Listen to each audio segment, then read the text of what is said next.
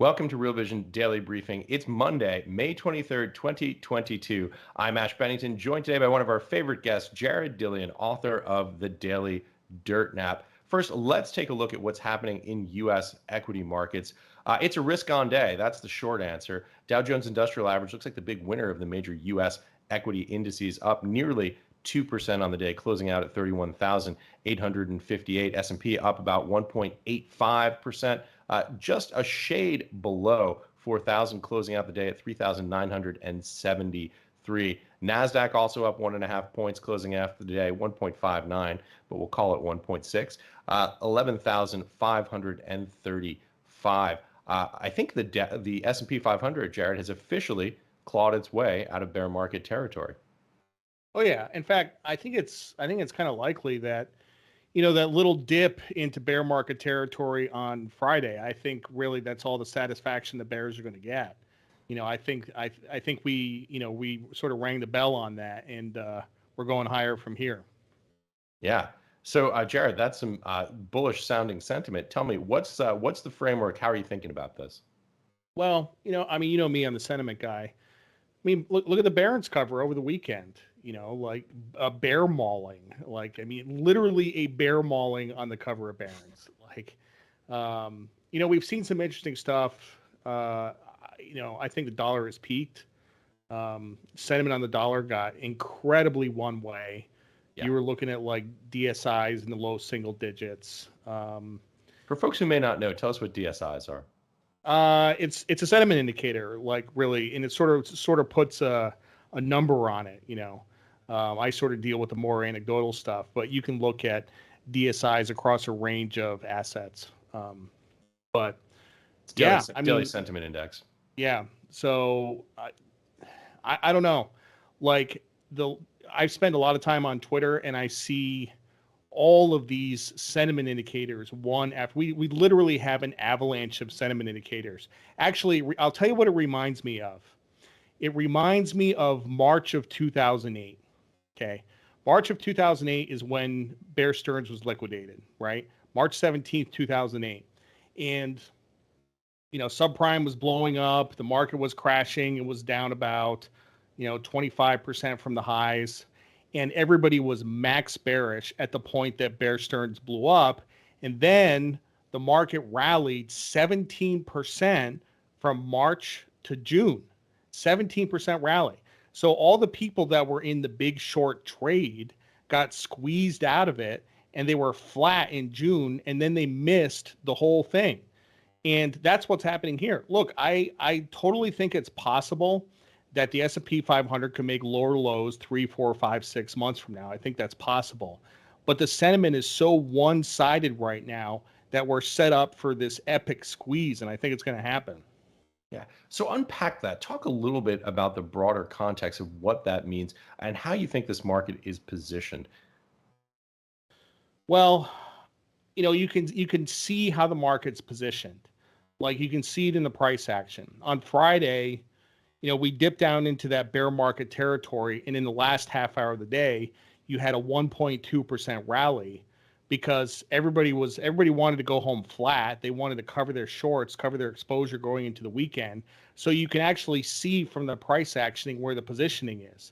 And there's lots more shorts behind that. And I can tell you, it's been a terrible year for hedge funds, right? They were caught max long on the highs in January, and they wrote it down. And now in order to make it up, basically in trading, you have to do what works. The market's going down, so they have to short it on the way down. And now positioning is extreme on the downside. Yeah. Hey, Jared, we got a whole raft of international news stories coming out today. Let me just read through a couple of these bullet points, and you can just give us your take. Let's start with Asia first. So there are three major stories coming out of Asia. One, the United States announcing the Indo-Pacific Economic Framework, IPEF. This is about digital supply chains and a whole series of other free trade type of initiatives. We've got President Biden saying that he's going to review some of the China tariffs that were put in by the previous administration, by the Trump administration. And then we have a story coming out of China that they're announcing a tax relief plan of over $21 billion to boost their economy. This is effectively a kind of fiscal stimulus happening over in China. Jared, any thoughts on all of this? Well, with regard to the IPEF, I mean, I haven't looked at it until you mentioned it, but I can tell you that, the politics of it are that really neither party in the US, the Democrats or the Republicans, are in favor of free trade. This is really the first free trade thing we've heard in a long time. And deglobalization has contributed to inflation and higher prices in the US, and it will continue along that path. But if you're talking about removing tariffs in the digital realm, where we're talking about technology, that's very good thing. So, this is the first I've heard of it, but it actually sounds pretty positive. Well, here's something that's interesting. Obviously, this is just breaking. I'm looking at a Wire story here that came out within the last, well, call it 30 minutes or so. And one of the bullet points in the text I'm looking at on the CNBC website is, importantly, IPEF is not a free trade agreement. It's a plan designed to help expand the U.S.'s economic leadership in the Indo-Pacific region. That coming out of CNBC. Obviously, this is a relatively new story breaking now. So I guess the question is, what exactly is the significance of a free trade deal that's not a free trade deal?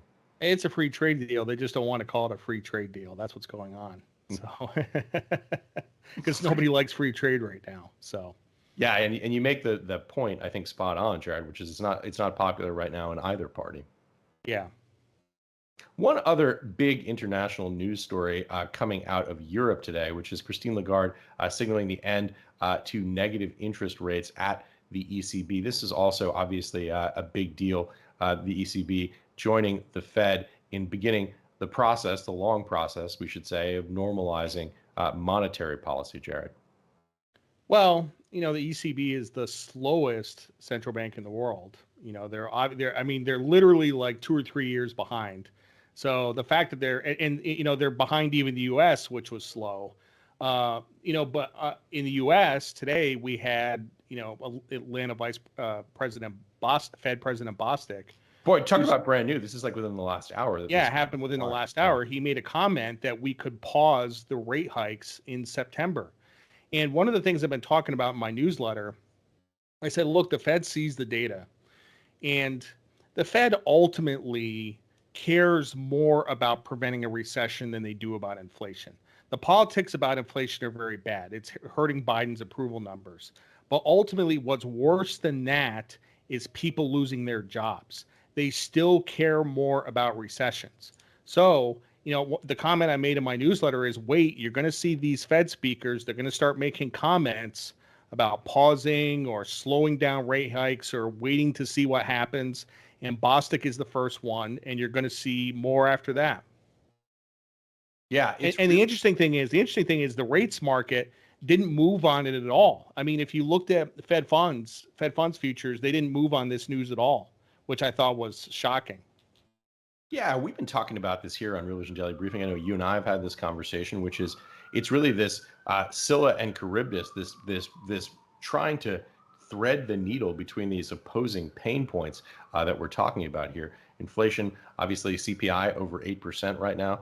On the producer price index side, PPI, double-digit prints.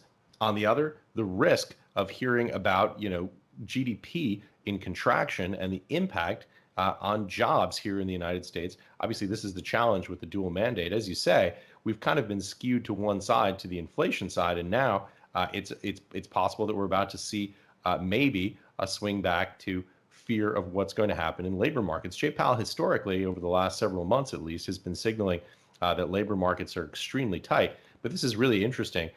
This comment from Governor Bostic around the potential to maybe slow down this normalization process.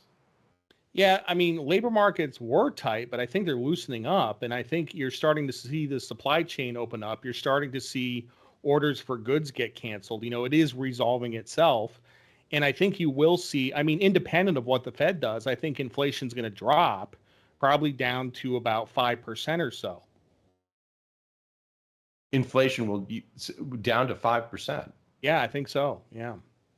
Now, when you think that through, Jared, what is it that are the leading indicators that you're seeing out there that suggest to you that we might see inflation dropping rapidly down to 5%? I mean, this is basically very much in keeping with the thesis that the Fed had put out, this notion of transitory inflation that I think has been retired by Fed Chair Jay Powell. But give us a sense of what your leading indicators are that you're looking at.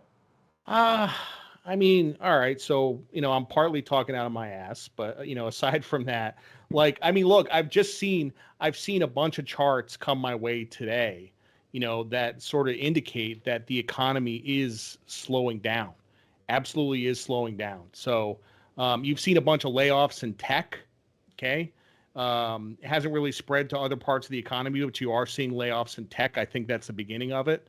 So it is happening. Yeah, someone sent me a very sort of sobering article from Y Combinator, the big, the big. I'm losing the word because I'm on camera here, of course, live. But the incubator out in Silicon Valley, where they do a lot of the private market funding. Basically, it's a bellwether of what's happening in private markets in the venture capital space. And the interesting thing is these were some really, really grim tidings, effectively saying that the challenges that have been occurring over in public markets on the tech side had been beginning to filter in to private markets out in the valley. Some very sobering points. Yeah, and one of the things I forgot to mention is that ISM is dropping. Okay, so it's at about 55 right now, but it's down from These are about the 62. Institute for Supply Management numbers Yeah. you're citing. So ISM is dropping. It'll continue to drop, and I think within the next couple of months, you could see a below 50 print on ISM. Give us a sense, that's obviously the contractionary level. Give us a sense of the significance of those ISM numbers.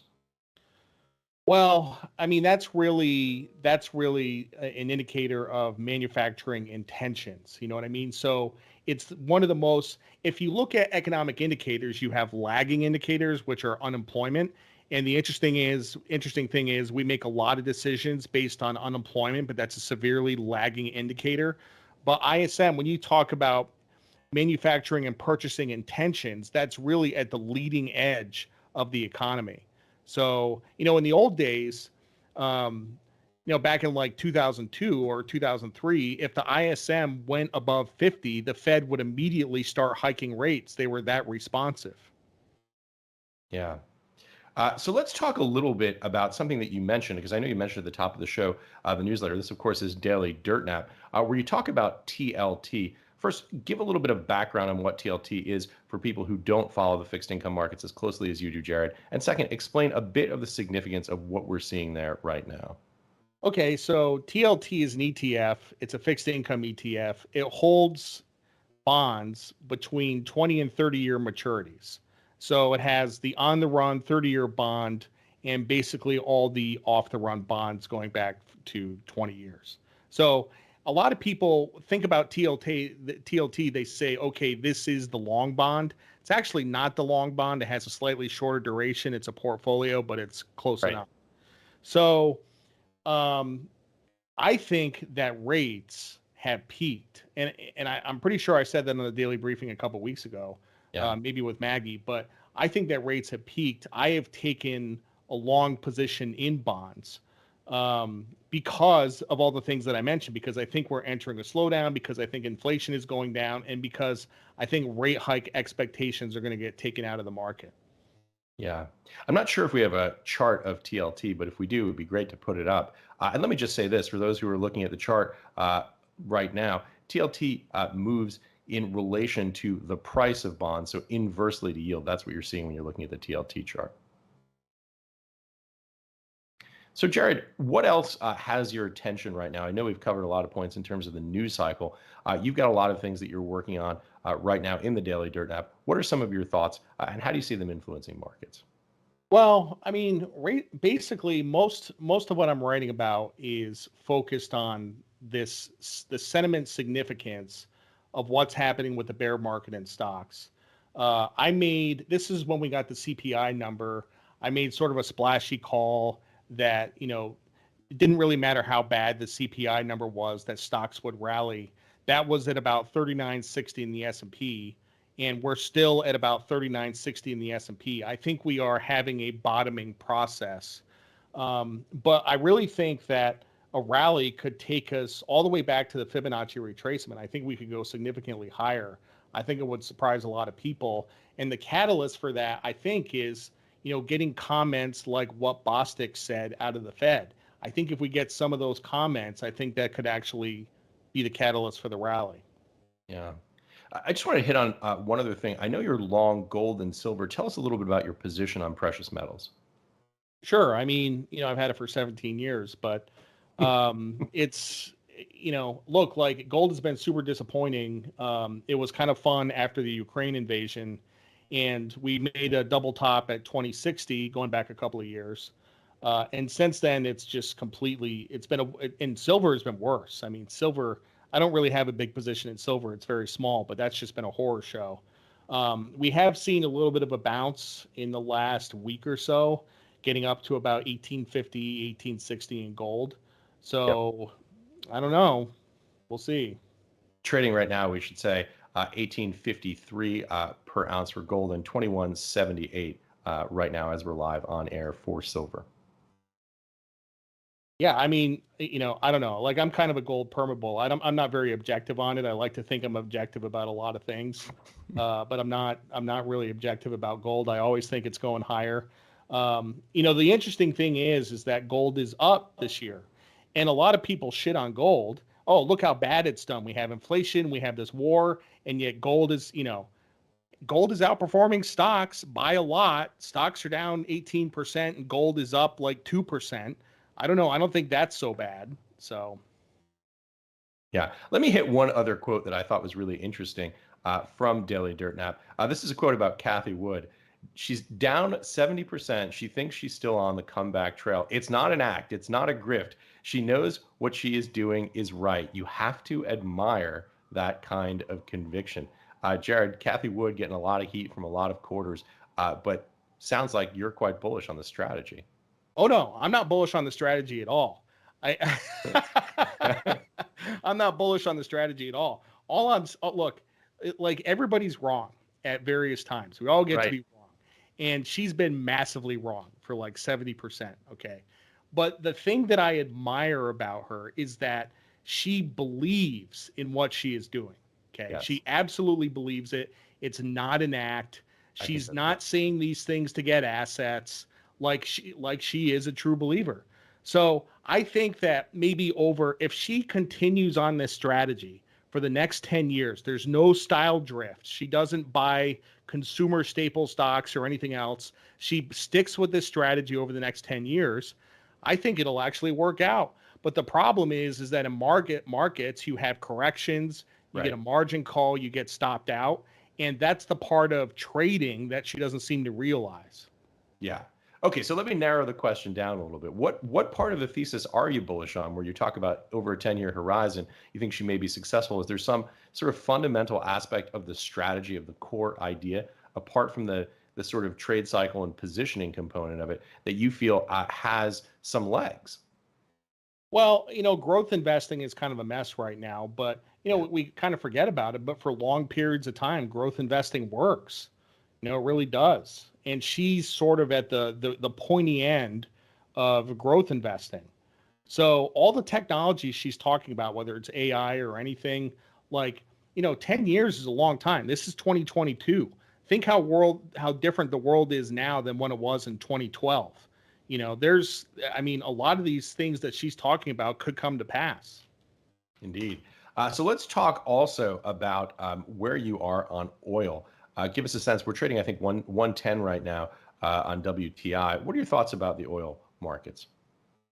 So after the invasion, oil spiked to 130, and then it kind of completed a wedge pattern, and it broke out from the wedge, and it traded up to like 114 or something like that.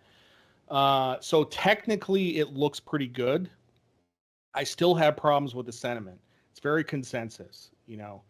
It's very consensus. Sentiment on energy is higher than for any other sector, and it doesn't really matter to me what the chart looks like. I just cannot get past the sentiment. It's just too hot.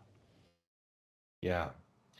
So talking of oil, Also, in that thesis, very often the dollar. I wanted to run a clip. We're changing stuff up a little bit here today from the Real Vision crypto tier, and I think you'll see why because there's some significant intersection with the macro markets on this clip. It's a clip from a show called "Crypto Fates is Tied to Old School Finance." This is Francis Hunt, the crypto sniper, in conversation with me. This is the Real Vision crypto tier, and that, of course, is free to all with an email address. Let's take a look at the clip. The people that manage the dollar don't like threats to the dollar. And one of the best ways to emphasize their authority is to do a bit of chest beating, like the chief silverback in the troop. And so they really crank the dollar strength up. I think what the Fed is actually doing is almost more driven by the potential of punishing those that are looking into other systems and creating demand, because momentum creates demand, much like FOMO in crypto.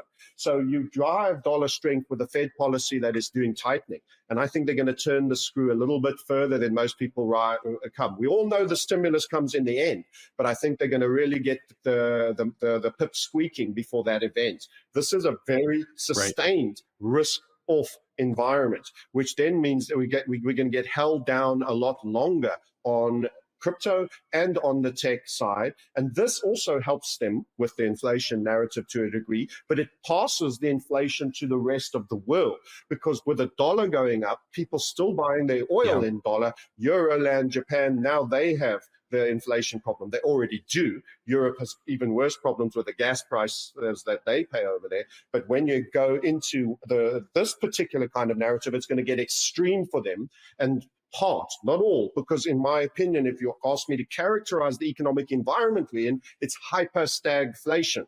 That means really hard pressure on any form of true growth for the retail consumer.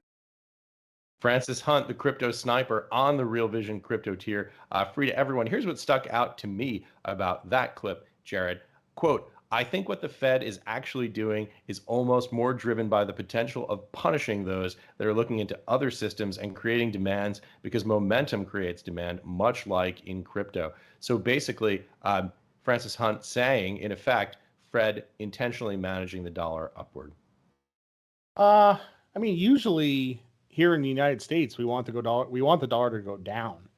I don't know if the Fed was targeting any currency values, but I can tell you as a consequence of the Fed's actions, it has made foreign currencies very weak relative to the dollar, and now they have to target their FX values. So, yeah. All right, so let's jump into questions. They're coming in fast and thick. First one from Ralph Humphrey from the Real Vision site. This is a question perfectly custom tailored for you, obviously somebody who knows your work. And the question is, what are the most important sentiment indicators you look at, Jared? Indicators. Well, I tend to deal in anecdotes. You know what I mean? Yeah, I'll tell you a great one. This is an amazing one. So I was talking to sort of like a friend of a friend. It was a woman from the Upper East Side, and she was telling me that her daughter was trading stocks. This was like 3 weeks ago.